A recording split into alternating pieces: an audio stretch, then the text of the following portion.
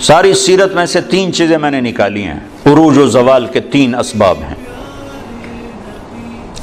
جس قوم میں عدل ہوگا، جس قوم میں سچائی ہوگی، جس قوم میں دیانت ہوگی، انہیں زوال نہیں آ سکتا، چاہے وہ مسلمان ہے چاہے وہ دہری ہے۔ دہری ہے کوئی مذہب والے نہیں، اللہ کو مانتا ہی نہیں ہے، اگر ان میں عدل ہے، اگر ان میں سچائی ہے اور ان میں دیانتداری ہے، انہیں زوال نہیں آ سکتا۔ آخرت کا فیصلے آگے ہیں، دنیا میں انہیں زوال نہیں آ سکتا، ان پہ کوئی غالب نہیں آ سکتا۔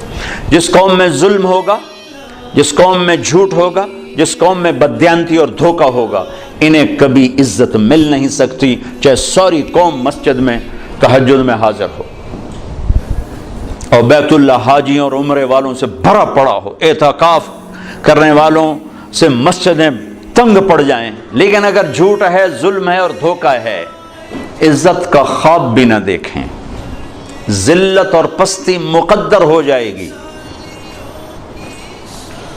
میرے نبی ایک پورا زندگی کا پروگرام لے کر، صرف 5 وقت کی نماز تھوڑے لے کر آئے تو 2 گھنٹے کا کام ہے، باقی کیا کریں؟ اللہ تعالیٰ کہ میں اپنے حبیب کو الیوم اکملت لکم دینکم واتممت علیکم نعمتی ورضیت لکم الاسلام دینا، ایک مکمل پیکج دے کر بھیجا کہ میرے حبیب یہ زندگی ہے، جہاں لوگوں کو بتائیں انہیں پتہ ہی کوئی نہیں۔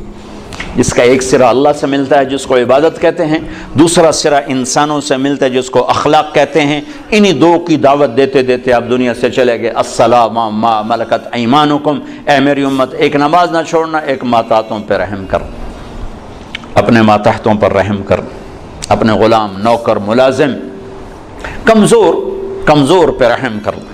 سارے میرے نبی کا دین 2 چیزوں میں آتا ہے، ایک اللہ کا حق ہے جس میں عبادات ہیں، مختصر سا وہ چیپٹر ہے، 5 نمازیں ہیں اور 1 مہینے کے روزے ہیں، اور اس کے بعد حج اور زکوٰۃ مالداروں پر ہے، غریبوں پر ہے ہی کوئی نہیں۔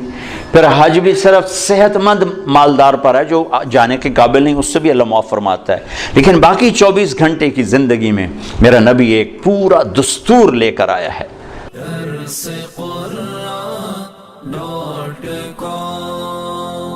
www.darsequran.com